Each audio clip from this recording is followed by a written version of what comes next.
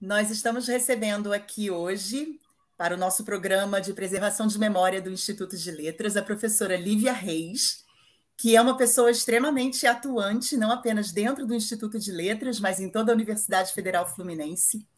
Eu vou fazer uma breve apresentação da Lívia. Lívia fez graduação e mestrado na UFRJ, doutorado na USP, pós-doutorado na Espanha, em Alcalá de Henares, e está no Instituto de Letras pelo menos desde 1991, quando entrou como professora, né? Embora a gente saiba que a sua ligação afetiva com o nosso instituto, Lívia, vai bem diante disso, né? Então, nós vamos conversar com a Lívia hoje, ouvir muitas histórias, e eu espero que seja muito agradável, muito instrutivo para todos. Obrigada, Carlinha. Boa tarde, então, Lívia, Carla, é uma alegria, né? Um prazer estar aqui com a Lívia, nossa querida colega do Instituto, e poder saber um pouco mais da sua trajetória e deixar isso registrado aqui no nosso projeto, né? Lívia, conta pra gente quando e como você chegou ao Instituto de Letras. Bem, primeiro de tudo, super agradeço o convite. Assim que eu soube do projeto, eu virei uma entusiasta do projeto, já mandei um monte de fotos para a hora que vocês organizarem a galeria de fotos. Cada vez que eu acho fotos do Instituto, são 30 anos, então, claro que não tem todas no celular, porque a gente não tem celular há 30 anos, mas são muitos anos no Instituto de Letras, então, história é o que não falta e fotografias também. Mas agora o lado sério disso, que num país tão desmemoriado feito nosso, um projeto de recuperação da memória, recuperação das histórias, as histórias pessoais, que juntas constroem as histórias institucionais, que juntas constroem a história do nosso país, eu acho super importante. Então, antes de qualquer coisa, eu quero parabenizar as meninas queridas da direção, porque a ideia é ótima. Bem, então vamos lá. Eu entrei no Instituto de Letras, o que a gente considera já mais velhinha, eu já tinha mais de 30 anos, porque eu eu me formei na UFRJ e fui embora do Brasil, fiquei fora do Brasil muitos anos, inclusive eu comecei um mestrado fora do Brasil, não terminei porque me mudei de país, enfim. Quem tiver mais interesse, meu memorial conta tudo, mas memorial de professora titular. Mas eu cheguei ao Brasil, eu sempre fui muito ligada, eu sou formada em português e literaturas, mas o meu mestrado foi em estudos hispânicos, literaturas hispânicas, né? Minha tese foi em literaturas hispânicas, tese não, dissertação. Aí eu fui-me embora. E morei em diversos países e virei professora de espanhol, meio que no tranco, porque era a segunda língua, né, segunda língua mais importante do mundo, depois do inglês, e eu fui me tornando professora de espanhol, e numas coisas bem inusitadas e muito modernas do ponto de vista atual, que eu fazia um translingue total, assim, eu digo, meu primeiro artigo científico contava vivendo uma experiência, uma brasileira professora de espanhol, num país chamado Hong Kong, que era China, mas que naquele momento era uma colônia britânica, e, para completar, eu dava aula numa escola francesa. Então, isso era assim, o caos. Era um caos, mas isso fez muito bem, porque eu acho que essa coisa de línguas mexe com a cabeça da gente. Então, eu morei em vários lugares. Fiz o primeiro mestrado também, que eu não terminei. Esse aí, que da UFRJ, foi o segundo mestrado. O primeiro eu fiz em Romance Languages and Literature, no King's College de Londres. E eu não terminei esse, porque eu resolvi ter bebê. Eu não sabia que se a volta do Brasil eu ia ter emprego para poder ter neném, então eu resolvi ter lá pelos grandes SUS em inglês, que funciona super bem. Então, meu filho mais velho, o Bernardo, nasceu na Inglaterra. Aí eu voltei para o Brasil, a UFRJ, que na época eu queria fazer mestrado na UFRJ. Depois eu volto a essa parte aí, me cutuquem para eu não esquecer, porque eu estou ficando assim de esquecer, até dando aula, sabe? Onde eu estava mesmo? Eu estudei na UFRJ, né? Como a minha história afetiva com a UF é enorme, mas eu não estudei na UF, por opção de não estudar na UF. Não pela opção acadêmica, mas por opção afetiva, de querer estudar longe da UF, longe de Niterói. Mas, enfim, aí quando eu voltei, eu fui fazer mestrado. Eu até tentei mestrado na UF também, mas perdi. E na UFRJ eu passei. Na verdade, eu tentei ambas, trazendo meus créditos da Inglaterra. Mas tanto a UF quanto a UFRJ naquela época, elas eram universidades muito, muito importantes. O mestrado do King's College não servia para nada, porque então eu comecei tudo de novo. Eu fui negada nos dois. Aí eu fiz prova, entrei para a UFRJ, mas para o mestrado em hispânicas. A UF não tinha esse mestrado na época, por isso que eu fui para a UFRJ. Nessa altura do mestrado eu já não tinha esse problema de poder ir para qualquer uma delas. Aí eu fui para a UFRJ, fiz mestrado lá e tal. Depois saí de novo do Brasil. Fiquei mais um monte de anos fora. E tentei doutorado em Atlanta, né, Emory University, mas aí eu me mudei. Aí tentei em Bruxelas, aí me mudei de novo. Enfim, eu vivia me mudando. Então, a continuidade necessária e a paz necessária para um doutorado nunca aconteceu. E aí eu voltei para o Brasil por razões pessoais. Eu voltei para o Brasil. E, para minha sorte, naqueles anos, início dos anos, no fim dos anos 80, eu voltei para o Brasil em 91, não havia concurso para as federais. Era complicadíssimo. Esse mundo que vocês pegaram foi muito melhor nesse aspecto. Não tinha concurso. Vocês podem interromper e perguntar alguma coisa, alguma ideia que fique pelo meio, tá?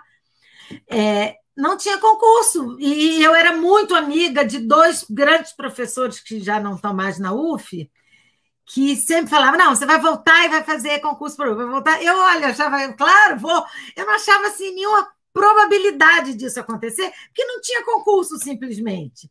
E teve um vácuo entre aquele momento que as pessoas eram contratadas como substituto, não sei o quê, e depois tinham um contrato, ou seja, depois ficavam, e esse momento dos concursos. Então, quando eu entrei, era nesse momento aí, entre uma coisa e outra. Aí eu fiz concurso para a UF, para espanhol, né? Língua espanhola e literaturas hispânicas, que afinal de contas era o meu mestrado, já que a graduação foi português e literaturas, e comecei a trabalhar. E esses dois amigos que eu nunca deixo de citar são a Magnólia, a professora Magnólia, que foi minha professora desde o Centro Educacional. Ela foi minha professora desde que eu tinha 10 anos de idade. Somos comadres, eu sou madrinha da Flávia, da filha dela, que é uma grande feminista, defensora pública, trabalha na área da proteção das mulheres, e o meu grandíssimo amigo, irmão, chamado André Trucci, que vocês provavelmente conheceram, se não foram alunas, a figura do André. André foi meu professor no mestrado, quando você foi minha professora também. Eu sei, eu ia falar isso em algum momento. Pois é, eu me lembro até o curso que eu dei porque você fez. Eu estava entrando no mestrado, 97, 98, por aí, né? Um pouquinho depois. 99. Foi. Não, você já estava no mestrado antes de eu ir fazer. O meu mestrado começou em 2002. Então já foi nos anos 2000. Foi. Mas André era uma figura apaixonante. Também tudo tem que ver com a minha história pregressa, UF. André foi meu amigo, meu colega de turma no Centro Educacional, anos a fio. Bem, como vê, o Centro Educacional aparece sempre na história da minha vida. Realmente aparece muito. Eu amei essa escola, assim, de uma forma que eu acho que só vim amar a UF depois. Vocês vão entender por quê. Então, nisso, quando eu entrei, eu virei professora, né? Aí que eu conheci, sim, uma pessoa que logo entrou nesse grupinho, que o meu grupo de literaturas hispânicas era... Eu não estou falando de direção, essas coisas, porque era o Instituto de Letras como professora, que é o que eu... Como professora. Depois a gente fala da direção. Vai contando as histórias, porque ouvir as histórias das pessoas é uma delícia também. Eu também acho, né, Carlinha? A gente estava conversando sobre isso ainda agora, antes de começar. Então, era o André, a Magnólia e dos nossos 4 mosqueteiros tinha a Márcia Paraquete, que agora está na Bahia. Magnólia se aposentou, claro, Márcia se aposentou na UF, foi para a Bahia, e André se foi antes da hora, sem avisar, com a raiva danada que a gente ficou disso. Mas a gente fez olha, como fomos felizes, viu? existir felicidade no trabalho. Meus filhos falavam assim, mas como você é feliz no trabalho? Isso é tão raro. É raro, mas eu fui muito, quer dizer, não é que eu não seja, eu fui mudando o tipo de felicidade, mas essa felicidade da chegada com esse grupo de amigos... Lívia, você mencionou um detalhe que eu queria saber mais. Você disse que entrou como professora de literatura e língua, né? E hoje a gente tem 2 setores. Conta pra gente a história desse setor. Vocês davam aula de tudo na época? Como é que era isso? Filha, tudo. Essa é outra história que é até engraçada. Eu nunca me considerei professora de língua, embora meus diplomas dessem autorização para tal.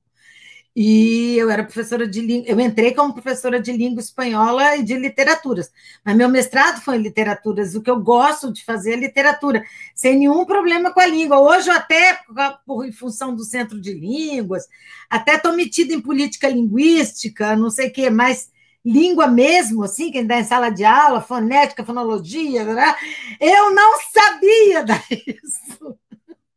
Como eu estudei gramática para dar aula? Porque eu fui dar aula de uma coisa que eu nunca tinha dado, simplesmente. E eu me cobri, a única coisa que eu podia me ajudar um bocadinho é que eu procurava dar aula de língua espanhola. E olha, teve uma turma, acho que foi a turma da Carlinha, que eu fui professora de português espanhol 1, 2, 3, 4, 5, assim, um monte. Não sei como eles aprenderam tão bem espanhol, mas eu procurava dar aula em sala ao lado da Magnólia ou da Márcia, porque elas são muito boas nisso. Embora também... Márcia continue em língua, Magnólia é professora clássica, né? Ela é boa em língua, boa em literatura. Tá. Mas porque eu acho, sabe que foi a minha honestidade que me salvou? Quando eu tinha umas coisas... Porque, claro, eu estudei, então eu era capaz de repassar aquilo tudo que eu ralava. Mas, às vezes, experiência conta. E eu não tinha. Então, eu pedi, gente, não sei isso não. Ou eu vou estudar e na próxima aula a gente conversa, ou se tinha Magnólia ou Márcia nas salas ao lado, que eu pedia sempre lá para a coordenação me botar em sala do lado. Eu falava, pera um instantinho. Aí ia na sala delas e voltava. Claro, se fosse uma coisa mais complexa, eu voltava na aula seguinte. Mas foi assim. Aí eu fui professora de língua um tempão, sei lá quantos anos. Aí numa bela reunião do setor, que já estava, olha... Já fazia muito tempo, porque eu já era diretora. Eu me lembro que essa reunião foi lá na sala, que hoje é a sala da Carla, naquela mesa lá, que não tinha, que eu que levei aquela mesa para lá, porque eu queria fazer reunião de setor, reunião de tudo ali. Um dia que Márcia Paraquete falou, gente, só, vamos fazer um trato aqui? E durante muitos anos, que isso é uma coisa que eu vou falar da questão política, que uma coisa se imbrica na outra. O Instituto de Letras viveu um dos piores... A Universidade Brasileira viveu um momento trágico de falta de professor. Então, eu não podia me dar o luxo, eu só quero dar aula disso, daquilo outro.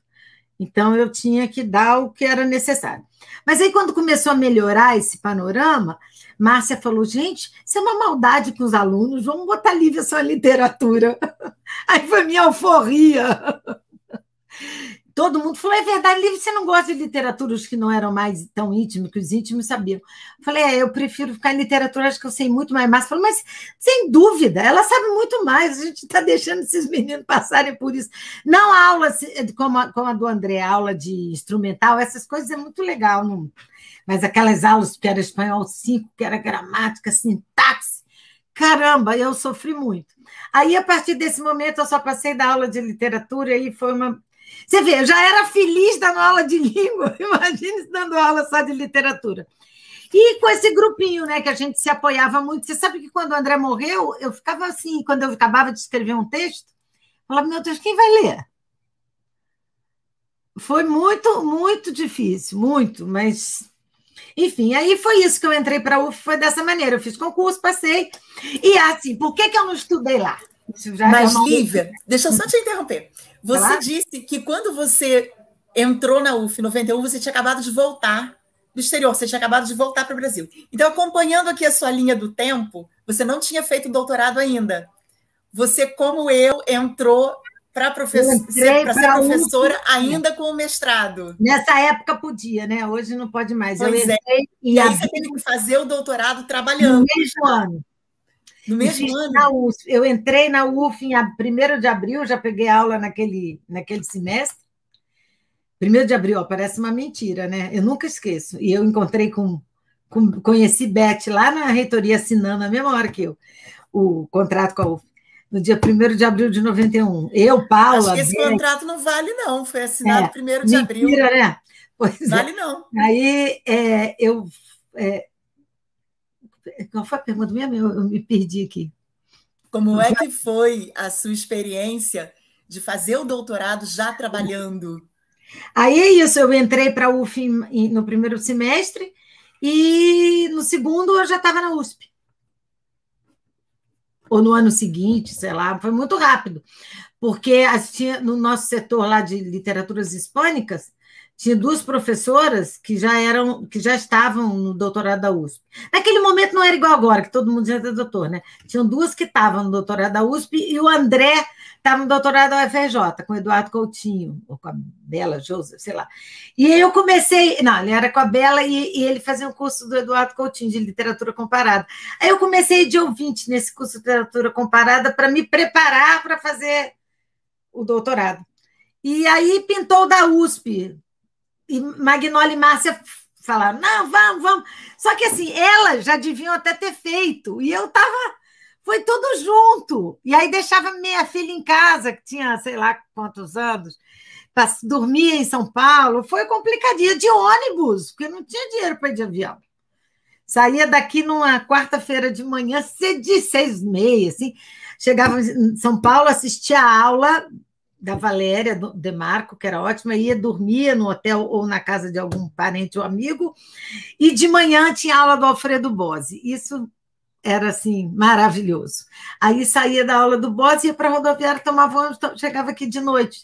Foi assim, sem afastamento. Porque como eram 5, as 5 fazendo doutorado, como ia afastar? Então, nós fizemos um acordo de cavalheiros, cada um saiu um semestre, só quando está terminando a tese. E assim foi. Lígia, Sueli, depois Magnólia, depois eu acho André, Márcia foi a última. E assim foi, quer dizer, sem afastamento. Tive 6 meses de afastamento, porque não precisava nem ser aquele oficial, né? Era só não dar turma. E assim foi. E aí se transformaram em um setor de doutores. Todos doutores. Não, e entramos na pós. Isso é que é super importante. Euridice, que era coordenadora da pós na época, ela falou, foi quando o programa, nosso programa, que é nosso, meu, da Carlinha, hoje, porque antes éramos só, que era programa de letras, né? Programa de pós-graduação em letras. Letras, agora de estudos de literatura, estudos de linguagem. Então, o nosso programa, na época, era um só, e não, letras hispânicas não estava no letras estrangeiras. Tinha literaturas inglesas, literaturas francófonas, francesas e francófonas, acho que só. E aí, Euridice, que era coordenador, estava sendo preparado por Euridice, Laura, Silviano, o doutorado, que Silviano tinha sido coordenador, depois foi Laura, coordenadora, essa altura era Euridice, foi mais ou menos essa gradação, depois que eu estava lá. E aí Euridice falou, a gente está preparando esse nosso doutorado em comparada. Acho que é o momento de vocês prepararem o mestrado em hispânica. E aí eu comecei, metidinha, a frequentar as reuniões do colegiado de pós para sacar aquele clima ali, não podia falar, né, nem votar, só enquanto eu não era membro, para preparar o mestrado. E aí foi junto. No mesmo ano inauguramos o mestrado em literaturas hispânicas e o doutorado em literatura comparada. E, claro, como esses professores que não querem... Há poucos, mas ainda existe. Isso era mais ou menos quando, Lívia? Assim, final dos anos 90, mais ou menos? Não, menos, 98, menos? Eu acho. Final dos... Tá certo, 98, por aí.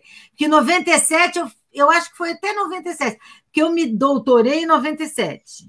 Uhum. Então, eu acho que a gente começou, talvez, no primeiro semestre de 98 ou no segundo de 97, porque precisava, naquela época, uma regra de 3.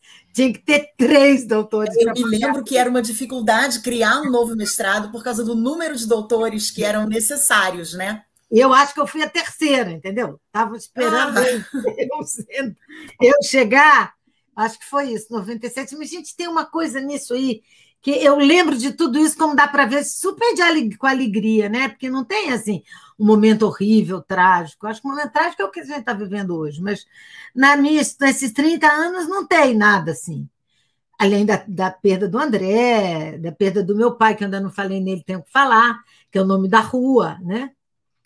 Então, Lívia, conta para a gente um pouquinho dessas suas memórias afetivas com o Instituto de Letras. Com a UF e com o Instituto de Letras, que tudo até agora foi Instituto de Letras, né? Não foi muito a UF. Porque, na verdade, é a minha casa, mesmo que eu esteja 10 anos trabalhando fora do Instituto de Letras. Na UF, não é assim, não é um outro emprego, né? Eu trabalho também para o Instituto de Letras. Na medida que eu trabalho para a UF. Mas, enfim, a história do meu pai, que eu vou contar rapidamente, porque isso aí, quando eu escrevi o meu memorial de titular, como eu chorava quando eu escrevia isso, como me fez bem escrever aquilo. Mas hoje não está momento de chorar à toa também, não, porque já tem tanto motivo para chorar. Mas o meu pai é professor da UF. Eu fui na formatura do meu pai, como em história. Eu tinha 4 anos, tem umas fotos lindinhas, eu assim, toda de vestidinho branco, meia, sapatinho, boneca e tal, que meu pai é professor de história. E ele é daquele tempo que ele se formou e ficou na UF. Então, papai foi tudo na UF, praticamente. Não foi reitor, mas não que lhe faltasse vontade, mas nunca foi. Ele foi tudo, e ele era uma pessoa muito conhecida, muito conhecida. Quando eu entrei, eu me lembro que ele assistiu lá, ele não assistiu a aula que eu dei, ele ficou do lado de fora do corredor, que ele fumava muito, fumando, e ele dizia que ele nunca tinha ficado tão tenso quanto no dia da minha aula de concurso, quanto no dia que eu nasci. Tamanha era assim, a alegria de eu entrar na UF.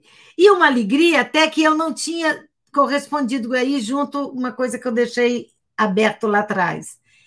Por que eu não estudei na UF? Que não era porque a universidade não fosse boa, é porque meu pai era muito conhecido. E um adolescente jovem, 17, 18 anos, quando entra na universidade, tudo que você quer e precisa é se afirmar como pessoa. Eu não podia começar a minha vida, porque aí provavelmente eu ia estudar, ia virar professora, que era a linha, quer dizer, nem no meu caso nem foi, porque eu saí do Brasil, né? Mas eu ia ser sempre a filha do Marcos. Então, eu precisei romper para voltar como Lívia. Depois de professora Lívia, se fosse o que fosse. Mas esse caminho direto era impossível para mim. Ele custou entender. Agora, eu vou só fazer um comentário muito curioso.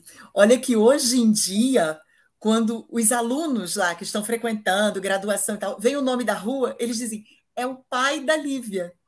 Não é mais a Lívia que é a filha do Marcos, né? É o pai da Lívia. Eu acho super legal. Inclusive, um dos meus funcionários lá na SRI falou assim, como é que é o nome da rua mesmo? No início, quando botaram assim, quando botaram a placa, né? Porque o nome já está lá um tempão assim que ele morreu. Já tem quase 20 anos, mas a prefeitura só fez aquele negócio de placa, deve ter uns 10, menos, sei lá. Um funcionário meu disse assim, como é o nome mesmo? Marco Valdemar de Freitas Reis Teixeira? Aí o outro falou, não é Teixeira! Porque Teixeira é o meu nome que eu não uso, né? O meu nome de casada, não é o nome do meu pai. Mas, enfim, quando aí eu entrei, ele ficou super feliz e eu não podia ter entrado antes. E quando eu entrei, ele falou, eu posso me aposentar porque agora você chegou. Então, é essa minha história afetiva da UF. Eu estava eu adoro o Stiff, assim. Se eu não fosse da Letras, eu tinha que ser do Stiff. Porque o Stiff é o instituto que eu conhecia todo mundo. Todos aqueles grandes nomes do Stiff, que tem alguns que ainda estão por aí, como a professora Edil, o professor Edilberto, que foi reitor, eu conheço todo mundo porque eram os amigos do meu pai. Então, a primeira aula que eu dei na minha vida em universidade, quando eu ainda era estudante de letras na UFRJ, meu pai dava história regional, ou seja, história do Rio de Janeiro, né? Eu dei uma aula para os alunos dele na época, que eu nem conheço mais, imagine, olha, eu era aluna de letras. Era uma aula, o Rio de Janeiro de Machado de Assis. Então, E faz muito tempo. E aí foi isso. Quando eu entrei, eu me lembro que a Lúcia eu fui apresentada umas 5 vezes, a Márcia, algumas. E aí, e outras pessoas, como Márcia, Lúcia e tal, que eram minhas grandes, Margnoli, André, quando eles me apresentavam a outros professores, sobretudo se não fossem professores da Letras, que naquele tempo tinha umas assembleias boas, que todo mundo ia, a assembleia congregava as pessoas. E falava, essa aqui é Lívia, nova professora, não sei o quê. Oi, Lívia. Assim, aí essa pessoa que estava me apresentando falou assim, olha, Lívia é filha do Marcos. Lívia, muito prazer, mudava totalmente. Quando eu entrei, há 30 anos atrás, era totalmente diferente. Então, ele entendeu, ele não foi legal, ele preferia que eu tivesse estudado lá, mas não estudei, pronto. E quando eu voltei para fazer doutorado, também ainda não tinha comparada, ou seja, hispânicos ou comparada que eu podia fazer. Aí não era uma opção não ir para a UF, né, para o doutorado. Eu tinha que ir para fora. Aí eu entrei nessa aventura aí com Magnoli Massa de toda semana para São Paulo. E que foi bem legal, com certeza. Ficamos mais amigas. E já que você mencionou a palavra aventura, eu quero saber agora um pouquinho sobre essa grande aventura que foram esses 2 mandatos à frente da direção do Instituto de Letras. Porque é uma aventura, né? Eu acho que eu fui até hoje a única, né? Só podia fazer um comentáriozinho em relação... Claro! Quando você falou, você disse assim, não existia o setor de literatura espanhola, era junto. Mas aí, você, por ter essa aptidão e desejo, acabou fundando esse setor. Não existia essa pós, você acabou, né? Não, essa foi a Euridice e o povo lá, eu só entrei... Sim, mas você lá encabeçando. Então, agora vai contar esse outro lado, porque a Lívia, ela tem esse talento para encabeçar as coisas. Então, eu acho que vai nessa É o meu linha. lado gestora. Eu estava aqui em casa no meu aniversário em março, estava assim, um monte de gente aqui, um monte de gente. Silvinha e André não estavam porque eles ainda não eram professores, senão eles estariam com certeza. Tinha um monte de professor da Letras, quase que todo mundo. Lúcia, Laura, Magnólia, Márcia, André, Rosane Monerá. Tinha, assim, uma coisa bem eclética dos 3. Isso em 2002, mais ou menos, 2002. Não, 2002. Eu virei diretora em 2003, ou pode ser em 2003 mesmo, porque eu faço aniversário em março, igual ano passado. Ninguém teve aniversário ano passado, eu tive antes. Foi a última semana, você estava aqui, Silvia, antes do mundo acabar.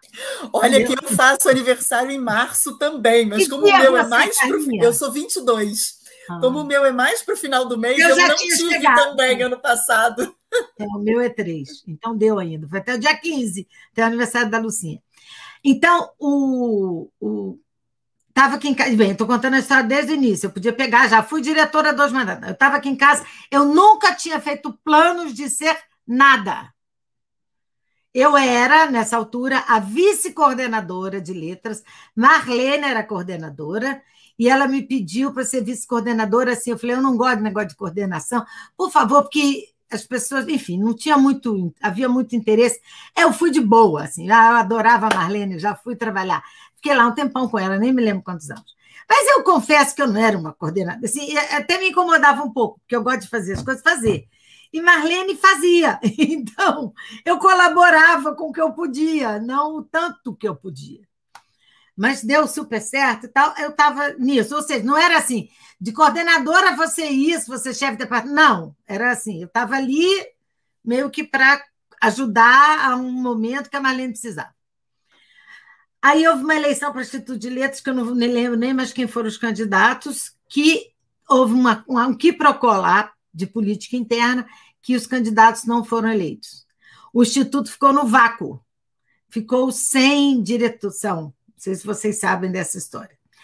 Aí ficou sempre... A Bernadette, que era decana do colegiado de unidade, assumiu como diretora, porque Nélia teve que ir embora, que era a diretora anterior, teve que sair, porque cumprir o mandato tem que ir embora.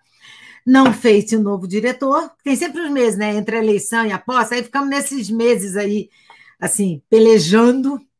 Bernadette, todos perguntando, Bernadette, você não quer ficar? Você já está aí, a gente faz uma outra eleição para te colocar oficialmente no cargo. Não quis. Aí ficou aquele negócio, ninguém se apresentava, vocês sabem como é isso. Fica uma coisa, você não sabe se as pessoas querem ou não querem, você fica esperando o outro ir. para ir também, havia aquele branco. Aí, nesse belo dia, aqui na minha casa, me lembro perfeitamente, e olha que já vai fazer 30 anos ano que vem. 30? Não, 20, não, foi 20 2000, anos, isso. 20 anos, 20. Claro, 30 eu tenho de total. Aí a Laura Padilha falou assim, Lívia, chamou assim todo, vem, tocou alguma coisa, Lívia vai ser a próxima candidata a diretora. Eu falei assim, quem, cara pálida? Tem que combinar com os russos antes, assim. Eu não sabia. Não, porque a gente está nesse vácuo. Ah, sim, a reitoria já tinha dito que ia nomear um interventor. Se a gente não se resolvesse. Ou se a Bernadette ficasse, ou se a gente fizesse outra eleição. Aí, Laura aqui, para os presentes, falou, Lívia, o que vocês acham? Que todo mundo achou legal, não sei o quê. Falei, eu não estava pensando, gente, juro por tudo que eu não havia... Nenhum desses momentos desse vácuo no poder me passou a leve lembrança, assim, quem sabe, será que eu posso? Eu tinha 10 anos no Instituto de Letras, achava cedo, sabe? Ou sei lá, se achava cedo, nunca tinha pensado nisso. Aí, assim foi. E eu gostei muito, acho que vocês têm cara de quem gosta, porque tem gente muitos da nossa área acham que é uma coisa menor gostar de cargos de gestão. Eu me descobri uma gestora no Instituto de Letras. Eu não sabia se eu ia gostar ou não, porque eu nunca tinha sido. Mas gostei muito. Acho que foi legal, os professores todos me apoiavam, minha eleição mesmo, como sempre, eu estava doida para ter 2 chapas, porque aí você se sente mais querida, né? Faz bem ao ego, não teve, fui sozinha, mas com uma eleição assim, bacana, volumosa. Aí o povo também, diga o povo que fica, as pessoas, os amigos falam, tinha havido, sim, eu entrei, vou entrar a parte política depois, que vocês vão perguntar, que eu acho que entra, se encaixa aí. Tinha o Fernando Henrique, tinha acabado de ser o presidente da República, e se vocês bem se lembram, o Fernando Henrique tinha acabado de promulgar essa coisa de 2 mandatos. Até a minha chegada ao Instituto de Letras não podia, nem para reitor, nem para chefe de departamento, para diretor, para nada. Não podia ter 2 mandatos. Mas tinha havido o 2º mandato, Fernando Henrique. Então, o Instituto de Letras não tinha tido tempo de ninguém querer o 2º mandato. Eu era a primeira que seria dada a chance de. Aí as pessoas falaram, e aí sim, eu perguntei, o que vocês acham? Que eu tinha gostado. Eles tinham gostado. E eu cheguei assim com umas coisas assim, que eu aprendi em gestão de negócios. Assim. Você tem que chegar fazendo coisas. Então, eu cheguei fazendo. Aquele laboratório de computador ali do lado da sala da direção foi uma das primeiras. Vocês vão ver as placas com o meu nome que tem. Fiz logo aquele negócio. Quis fazer, uma das coisas que eu quis fazer, que eu não consegui, que eu quis de cara, que eu acho assim, quando você chega, você mostra logo um monte de coisa, depois você vai melhorando, aprimorando. Eu quis juntar os 3 departamentos, coisa que agora vocês estão fazendo, né? Mas eu queria juntar... A gente está juntando as secretarias, os departamentos não. Eu queria fazer 2 departamentos para a gente fazer um paralelismo com a pós-graduação, que, embora fosse uma só, já eram 2. A gente tinha que separar, porque era uma com nome, mas, na verdade, já eram 2. Até a coordenação se alternava, o caderno de letra, o Gregatá, aliás, se alternava. Então, eram 2. Então, eu queria que o Instituto, aliás, acho ainda, continuo defendendo essa ideia, tinha que ser paralelo, tinha que ter uma administração paralela à pós-graduação, e não ao contrário. Não deu certo, aí eu tentei juntar só as secretarias, também não deu certo, aí eu desisti, porque é o seguinte, eu estava chegando, querer inovar muito, e o povo não querer, ia ser contraproducente para o resto. Aí eu desisti e tudo ficou como ficou. Parabéns por juntar as secretarias. Aquilo era uma loucura, todo mundo fazendo a mesma coisa.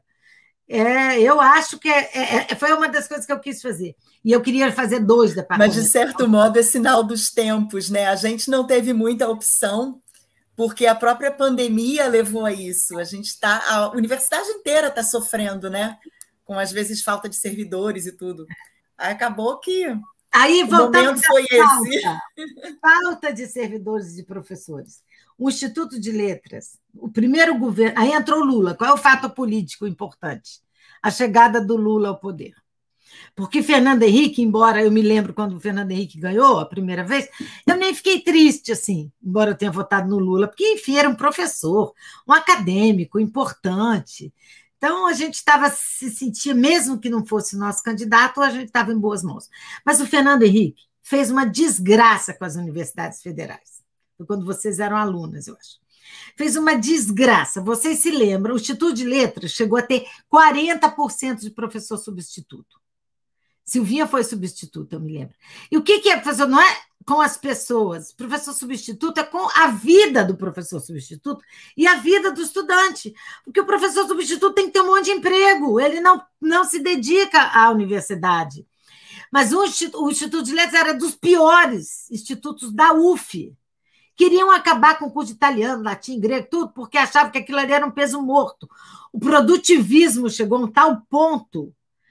E eu falava, tá bom, ok, vamos acabar. Quem é que vai ensinar isso? Ninguém mais aprende essas coisas, as disciplinas clássicas. É importantíssimo, a gente tem que ter as disciplinas clássicas. Não pode. Briguei muito, eu arranjei muito inimigo nessa época, porque as pessoas não aguentavam me escutar.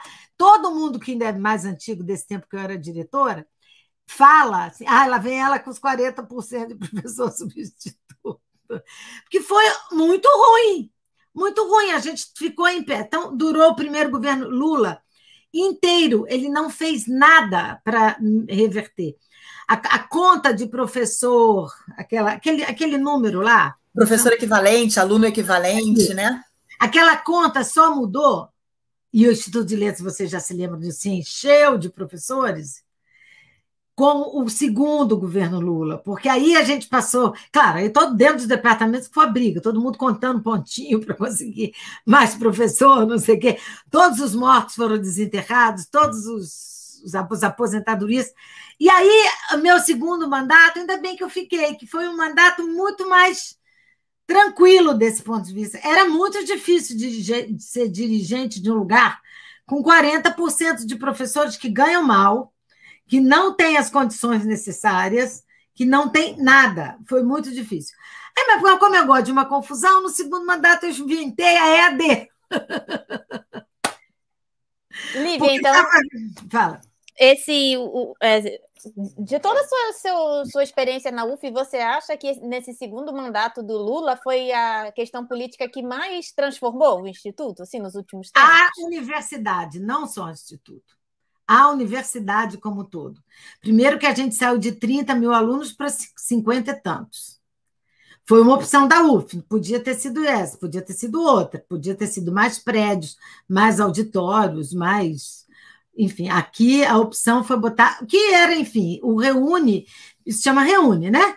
O Reúne mudou a universidade. Tem alguns momentos da política federal que mudaram as universidades federais. Tem o MEC USAID lá atrás, que foi responsável por esse campus que a gente vive hoje, que nós estamos hoje, entre aspas, o campus do Graguatá, o campus aqui do lado da minha casa, Praia Vermelha, mas isso eu não vivia, não estava lá. Eu vim para a UF no primeiro ano do campus. A diretora que mudou o campus foi Lucinha. Eu cheguei, já estava tudo no lugar. Então, eu fui em 91, foi em 90 que inaugurou, mas foi outro momento que a universidade mudou. Foi o anterior. Aí veio o Reúne, que foi no segundo... Na verdade, o Reúne foi do Lula para Dilma. A Dilma, todo mundo fala muito mal dela, que teve problemas em todos os lugares, mas a Dilma fez a maior diferença, porque ela continuou essas políticas, continuou o Reúne, a universidade cresceu, o Reúne... Gente, a gente tinha dinheiro. Sim, nessa tem uma outra coisa importante. No meu segundo mandato, ou no fim do primeiro, nós passamos a ser o que vocês hoje são as gestoras do dinheiro. Nós criamos, junto com nos fóruns dos diretores, foi criado nessa época. Nós criamos, inventamos que a reitoria tinha que dar LO. Não existia LO. Tudo era pires na mão. Vivendo tudo. E aprendendo. Eu não sabia que a LO era tão recente. Recentíssimo, foi do meu tempo. Eu me lembro que outros colegas falavam assim, mas que saco, agora tem que administrar tudo, e vocês ainda mais, agora tem VELT, ponto, não sei o quê. Mas o que eu tenho, mas em outro lugar, né? Enfim, por isso que eu sei, porque os professores nem sabem disso, né? Não lhes cabe. Não é reclamação, não, é constatação. Mas a gente passou a ter LO, e LO, se vocês veem os banheiros que eu comecei a reformar, assim, o Macunaíma tinha sido antes, que eu nem contei a história. O Macunaíma foi uma troca com a COSEAC. Eu fazia vestibular, ia lá para aquele lugar que a COSEAC era, lá na faculdade de enfermagem, lá perto do morro. E eles reclamavam, a gente às vezes estava trabalhando, eu via tiro do Morro do Estado, eles odiavam trabalhar, ainda mais negócio de prova. Aquilo ali, vocês já entraram na COSEAC, é uma caixa forte aquilo ali. E eles viviam reclamando, eu vivia lá trabalhando, fazendo prova, não sei o quê. Aí um belo dia veio na minha cabeça, o Instituto de Letras tinha uma biblioteca, não sei se vocês se lembram, como alunas, que era ali no térreo, onde hoje é a COSEAC. Tinha uma biblioteca das letras ali. Essa biblioteca, depois que foi inaugurada do Graguatá, foi tudo para lá. E a gente ficou com um salão de festa, assim, tipo, no ano 2000 tinha um salão de festa. Nossas festas eram lá. Falei, então vamos começar a alugar isso aqui. Não podia, claro, isso é brincadeira, mas para que aquilo? Não tinha o menor sentido. Aí eu procurei eles, falei, a COSEAC, perguntei, a Esther era a pró-reitora de graduação na época. Falei, que tal vocês se mudarem para o Instituto de Letras? O Instituto de Letras não tem um auditório. Hoje tem muitos auditórios no Graguatá, naquele tempo só tinha da educação. O Instituto de Letras precisa de um auditório. E a gente tem um espaço maravilhoso vazio. Mas a gente não tem dinheiro, não tinha LO, não tinha nada. Tem dinheiro, fazer um auditório com LO ia ser difícil, mas enfim. Mas eu sei todas as amarguras dessas que são perenes, né? Essas novas eu só sei pelo lado dessa aí. Aí eu propus eles fazerem um auditório, eles irem, a COSEAC ir para onde é o auditório Macunaíma, no bloco B, e fazer a COSEAC lá no bloco B e fazer o auditório ali no térreo, porque na minha cabeça da educação, né, o auditório era no térreo, não sei o quê. Aí, na nossa negociação, eles falaram, olha, Lívia, COSEAC aqui já é num quarto, e lá era num quarto andar. Aqui é num quarto andar, mas é muito complicado, porque tem coisas que tem fila, tem gente que a gente atende. No quarto andar do Instituto de Letras não vai dar certo. Para a gente mudar, tem que fazer uma coisa para sempre. A gente faz o contrário. A gente constrói o auditório lá e não tem muito problema de ter auditório lá. Eu acho que não tem nenhum. E você nos dá... Bem, esse você não é você. Tudo com o colegiado, tá? Tudo que eu contei foi com o colegiado de letras da época. Aí levava, sabe como é que é? A diretora negocia aqui e leva para o colegiado aprovar. Mas o colegiado normalmente aprova numa boa. Aí, assim fizemos. Assim que foi o auditório. Ah, sim, o nome do Macunaíma que eu estava contando antes da Silvinha entrar é outro. É uma coisa engraçada só. Mas, enfim, assim que foi feito, sem um tostão, Carla e Silvia. Zero! R$0, nenhum tostão. E ficou aquele auditório lindo. Aquele auditório é lindo, é um dos meus xodós da UF, é aquele auditório. Confesso. É lindo mesmo. Cada vez que eu entro lindo lá, mesmo. aquele negócio das cadeiras de cor diferente, agora você vê até nos estádios do mundo inteiro, né, menina? Coisa assim. Mas e o nome? Fiquei curiosa agora com o nome. Como foi essa escolha?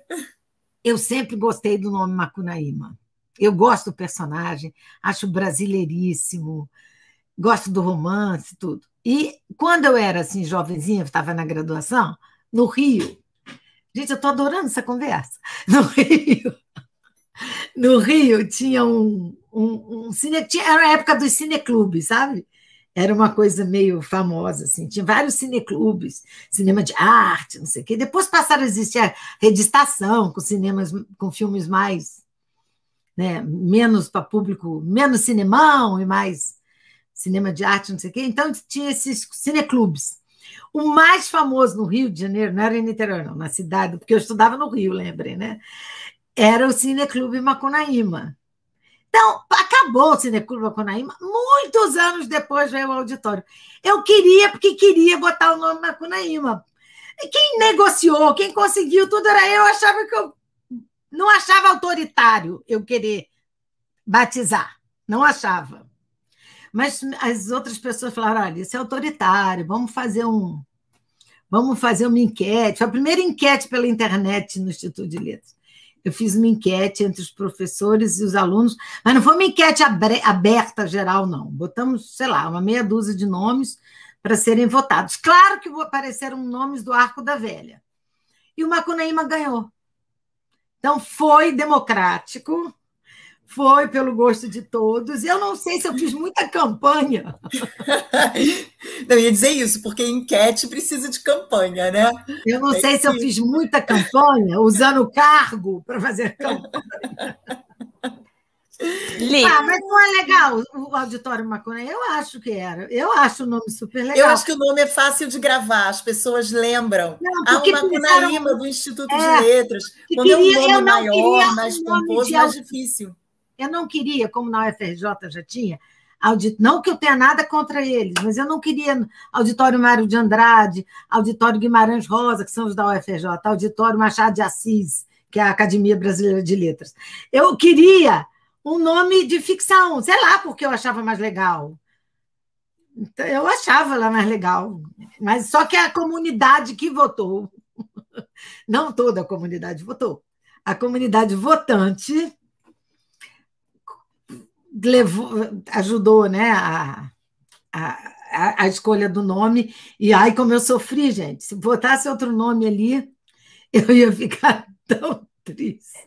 Lívia, você é esse furacão que a gente está ouvindo aqui falar, que constrói, que, né, funda as coisas, isso é muito a sua cara, a sua personalidade, assim.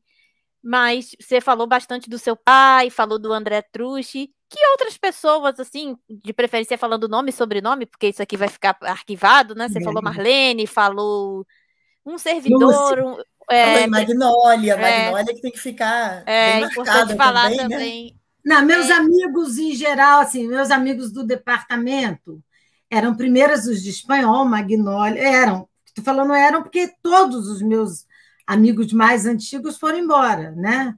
Ou a maioria se aposentou, graças a Deus. Magnólia Brasil Nascimento, André Trucci, Márcia Paraquete. E teve os amigos que foram chegando de outros departamentos que ficaram grandes amigos. Lucinha, Luz Teixeira, Marlene, com quem eu trabalhei. Essas pessoas todas, e Lucinha tem essa coisa engraçada. Eu fui apresentar dela umas 4 vezes. Aí a gente falava assim, já fomos apresentar. Porque quando eu entrei, Lucinha estava em afastamento de doutorado. Então, como ela não estava todo dia lá, quando ela ia a alguma reunião, uma assembleia, me apresentava ela de novo. Até que na 5ª vez eu falei, se alguém me apresentar ela outra vez. Lúcia, a gente tem que dizer que a gente é amiga antes de alguém querer apresentar. Claro que a amizade veio com o tempo, né? Mas eu acho que é uma coisa que eu gosto. Eu acho que hoje eu tenho feito pouco. Eu acho que a pandemia fez menos ainda. Eu gosto de ligar as pessoas, sabe? Fazer as ligações, eu acho que faz parte do meu jeito de ser. E a própria... vocês não falaram, mas eu não vou sair daqui sem falar nas relações internacionais. Há 10 anos... Bem, enquanto diretora de letras, simultaneamente, eu fui diretora da EDUF por um ano. Foi um ano punk, complicado, porque um era cargo eletivo, que é de diretor, e outro era cargo de convite de reitor. E era o último ano do mandato do reitor. Vai que ele não ganhasse, e me tiravam da EDUF, e eu tinha largado o mandato inteiro do Instituto de Letras. Faltavam 3 anos, 4, sei lá. Aí eu falei, eu levo isso sozinha. Claro que eu tenho que lembrar também de uma pessoa que eu conheci no Instituto de Letras, que ficou meu braço direito enquanto direção, e hoje continua meu braço direito, que é a Adriana Maciel. A Adriana trabalha comigo em todos os projetos, ela tem uma cabeça administrativa que eu não tenho. Ela ajuda o pessoal do GLE, ela faz muita coisa ainda para o pessoal da Letras, mas ela no Instituto de Adriana foi muito tempo funcionária da coordenação de... Ela era secretária da pós. Da pós em letras, né?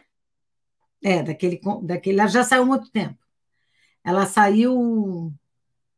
sei lá para os anos 2000, assim. Ela ficou na PROP, depois foi para a prefeitura, para a ouvidoria com André Trucci, e depois veio para a SRI, há 10 anos a gente está lá. Mas ela na Letras, como ela tinha saído da Letras, ela nunca quis um cargo na Letras. Ela nunca quis que eu pedisse para ela ir para Letras.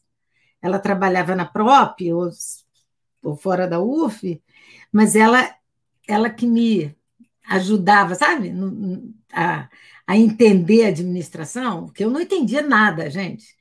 Eu tinha esse espírito empreendedor. E do acadêmico eu entendo, mas do administrativo eu não entendia, não. A gente aprende na prática, né? A gente aprende conversando com as pessoas. Ela foi uma grande professora, continua sendo lá na SRI, que são outras coisas, né? Mas, enfim, aí eu acho que eu fui diretora da Letras, enquanto isso eu fui diretora da EDUF por um ano, foi um ano muito complicado. Dirigi o Instituto de Letras, já no ano do dinheiro, que a gente já era administrador, porque quando não tinha dinheiro, a gente era aquilo ali, que não sei nem se vocês sabem o que é. Diretor tem trabalho acadêmico e tal, mas depois você vira gestor, é uma outra maneira de pensar. É muito mais fácil sem ser gestor, sem dúvida. Sem gestão financeira, agora ponto, essas coisas. Mudou muito. Mas e lá na EDUF era toda, gestão toda, financeira e tudo mais. E no meu último ano de letras, que eu também, um belo dia, o pró-reitor da época de graduação levou os diretores que quisessem para ir ao CEDERJ, aprender o que era educação à distância. Lívia, conta para a gente um pouquinho o que você foi fazendo também fora do âmbito do Instituto de Letras. Você começou a falar na EAD, mas a EAD ainda tem a ver com letras, né? E hoje você está atuando internacionalmente. Então, conta para a gente um pouco. Bem, a EAD, Silvinha está nesse projeto desde o início. Então, fomos alguns diretores na época, como se convidasse vocês para ir lá no CEDERJ, porque o CEDERJ estava ampliando, e eu conheço bem o programa, os 2 maiores programas no mundo de EAD, de educação à distância, que para que futuras gerações que escutem isso, EAD não é ensino remoto. EAD é outra coisa, outro projeto pedagógico, que não é ensino remoto. Ensino remoto, em tese, é para substituir o ensino presencial. EAD é outra história. Enfim, mas os 2 maiores do mundo são o da Inglaterra e da Espanha. Eu tinha conhecido o da Inglaterra há 40 anos atrás, quando eu morei lá, quando meu filho nasceu, e depois por ter muita relação com a Espanha, o ENAD da Espanha. Então, eu nunca entendi não haver um projeto público de EAD sério neste país com essas dimensões. Eu acho que o que me levou a EAD, mais do que tudo, não é para ter mais trabalho, é pensar na educação pública feita por professores públicos como nós, quase todo mundo com doutorado, num mercado que está numa competição louca de universidades privadas, cujo retorno financeiro que traz a EAD é infinitamente maior do que traz o ensino presencial, que para cada turma de 20, 50 alunos que a gente tem no presencial, a EAD, você pode, se for o caso, ter 300, 500. Não tem limite, na verdade. E no Brasil há um crescimento muito, já havia isso lá há 10 anos atrás, quando a gente fez EAD. A EAD tem 11 anos na UF. Aí, enfim, já tinha EAD de matemática e de computação. Eram só essas duas da UF. E aí eu falei, gente, a gente tem que estar aí, aprendi que tem esse consórcio das universidades do Rio de Janeiro, o CEDERJ, o FRJ, o UERJ, para lá. Falei, olha, se a gente tem matemática, a gente tem que ter língua portuguesa. A gente fica com a base do ensino, português e matemática. O resto, cada um faça. E os outros, se quiserem, alguns outros saíram. Saiu segurança pública dessa tal dessa tarde lá no CEDERJ. Saiu alguma outra coisa. Mas o nosso, com certeza, junto com o da matemática, é o maior que tem, porque ensino de letras sempre é de tamanhos gigantescos.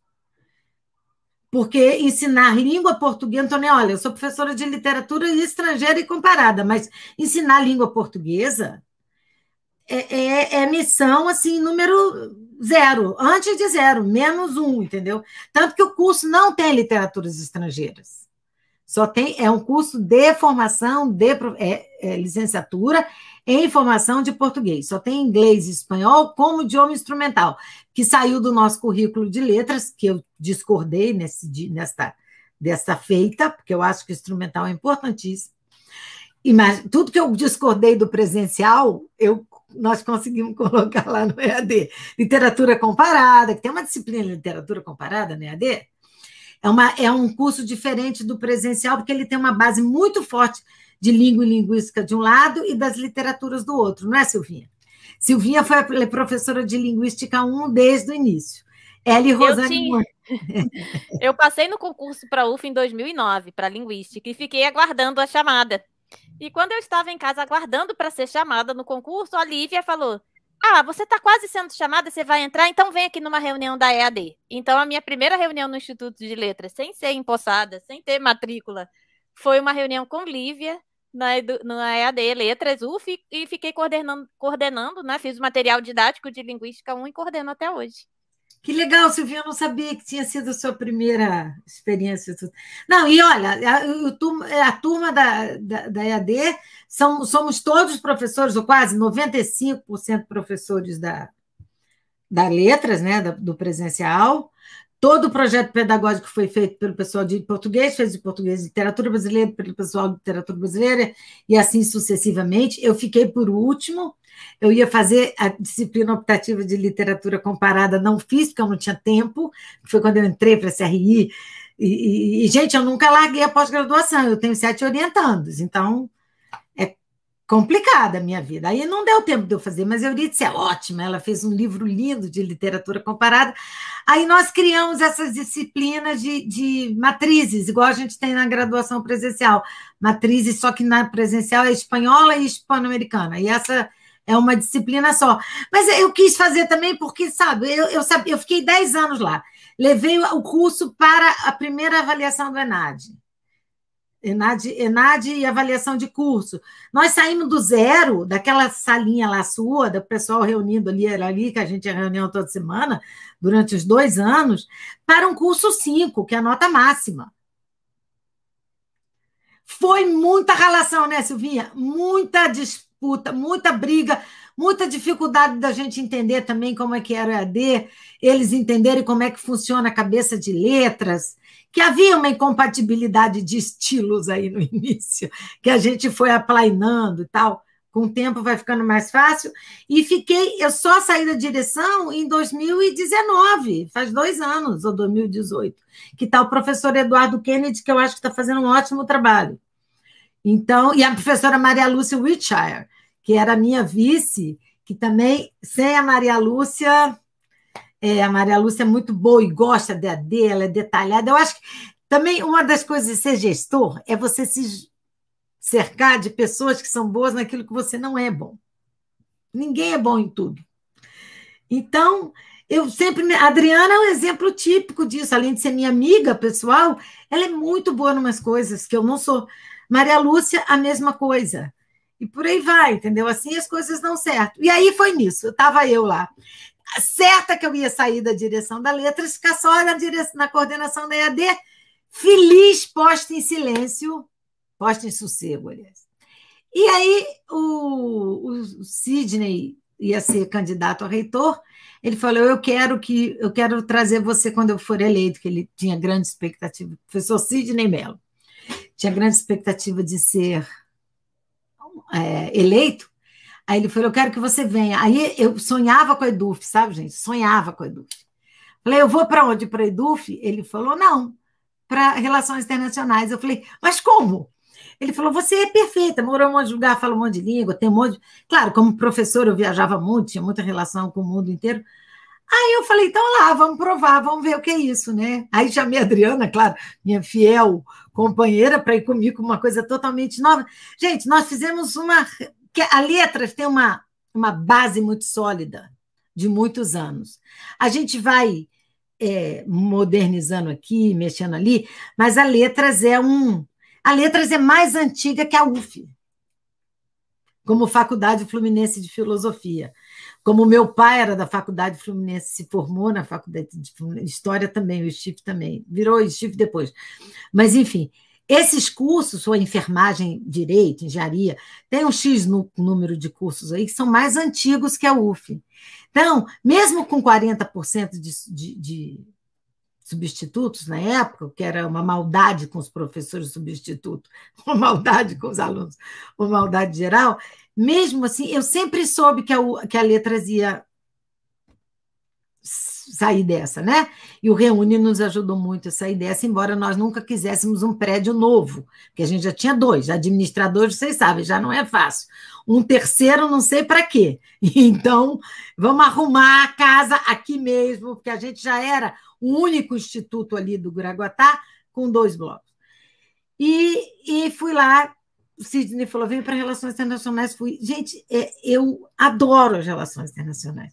E como eu nunca consigo sair da letras, além das mobilidades de professores, além dos convênios, além que eu diria, da cozinha das relações internacionais, que são as relações entre nós, institucionalmente e pessoalmente, com o mundo, que a SRI aqui traça, por usar os 2 chapéus, por ser de letras, nós criamos o PULE, que é o maior programa de ensino de língua estrangeira grátis, com a quantidade de alunos, a gente não tem mais alunos, e não tem nada que ver, o ProLê é uma maravilha, mas é outro público, é um público que não tem que existir os 2, um complementa o outro, essa que é a verdade.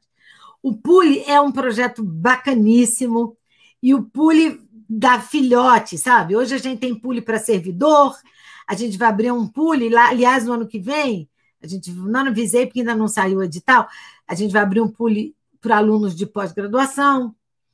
Então, o PULE é assim, e todo o trabalho do PULE aí tem que dar nome aos bois. Ele não existiria, Carlinha, sem o nosso departamento.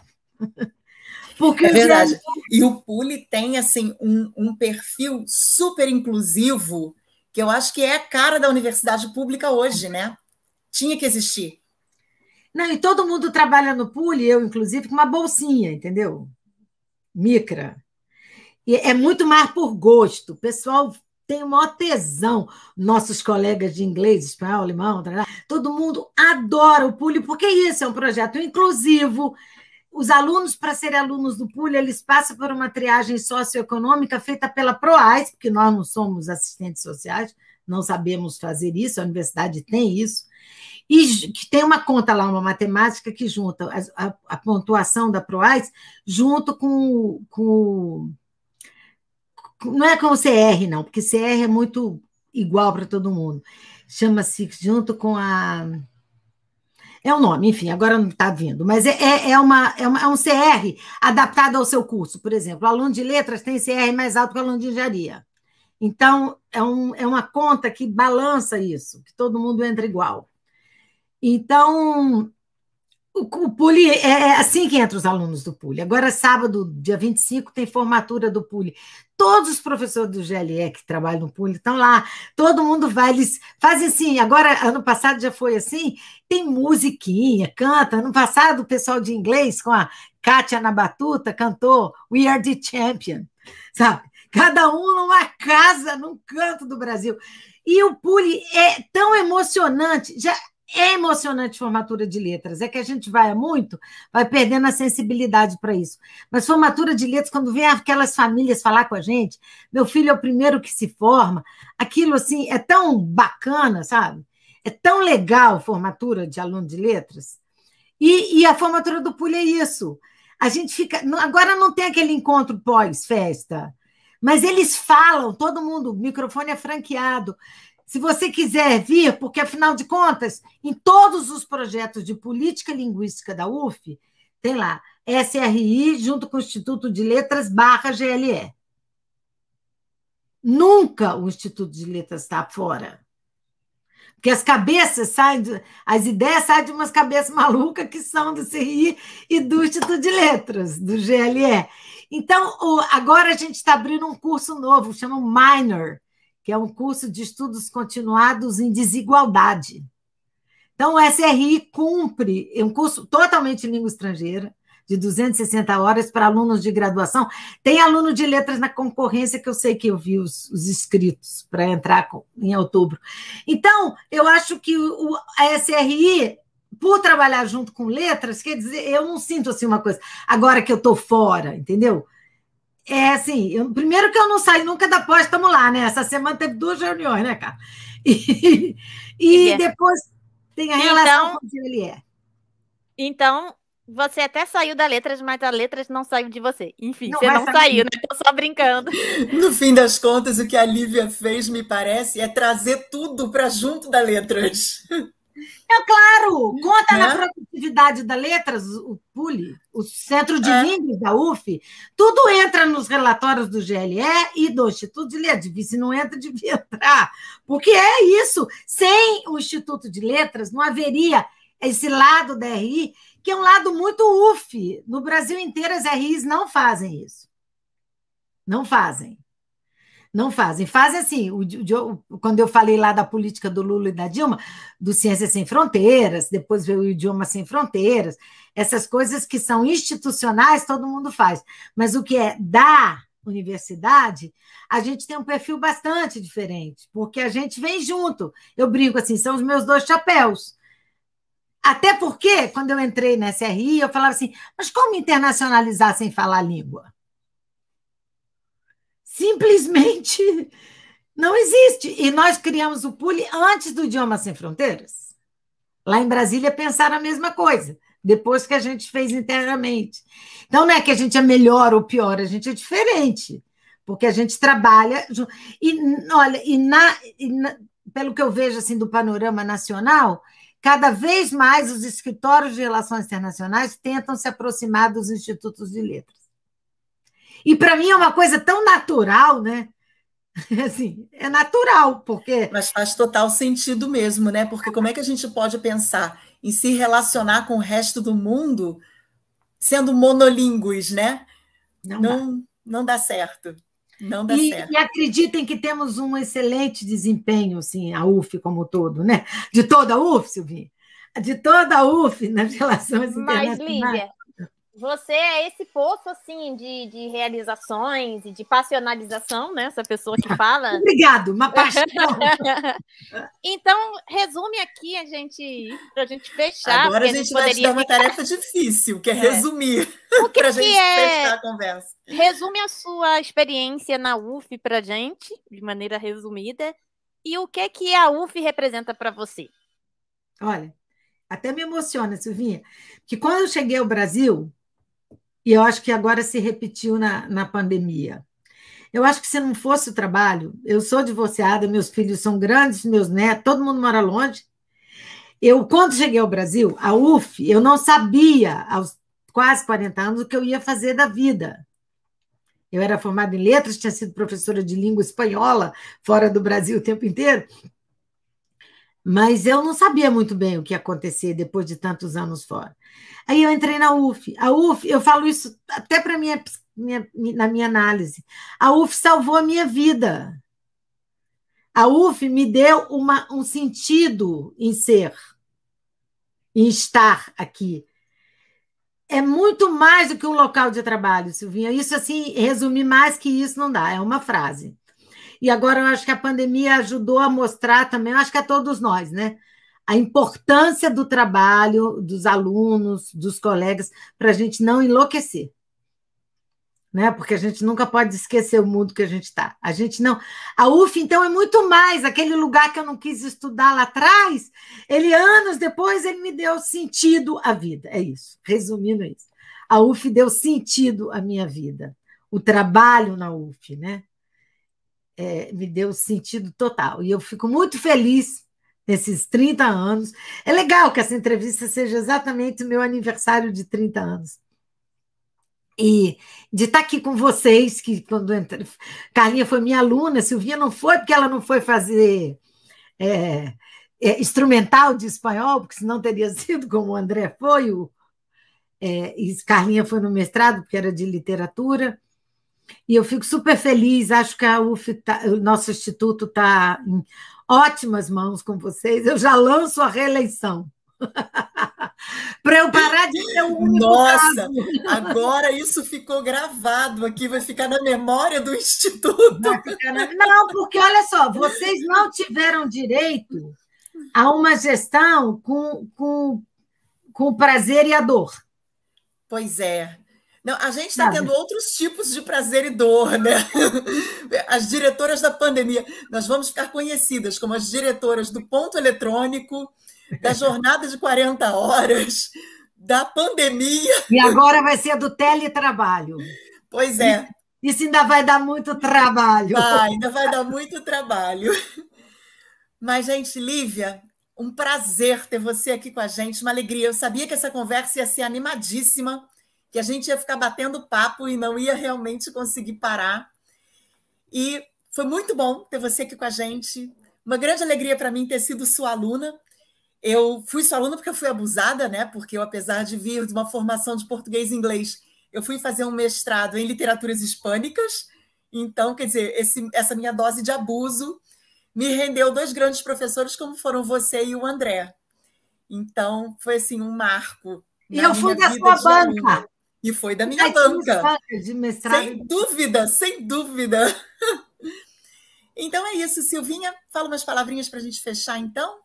Então, a gente queria fechar hoje essa entrevista aqui com a professora Lívia Reis, né, ex-diretora do Instituto de Letras, hoje, né, professora do programa de pós-graduação em Estudos de Literatura, né, superintendente das Relações Internacionais da UF, que orgulha, leva o nome da Letras aí para a UF como um todo, de toda a UF, e que, além disso, é uma grande amiga e um nome muito importante do Instituto de Letras. Então, a gente só tem a agradecer e é uma alegria deixar isso registrado na memória, né, no nosso projeto de memória do Instituto de Letras. Muito obrigada, Lívia. Eu agradeço, foi uma delícia, meninas, eu adorei.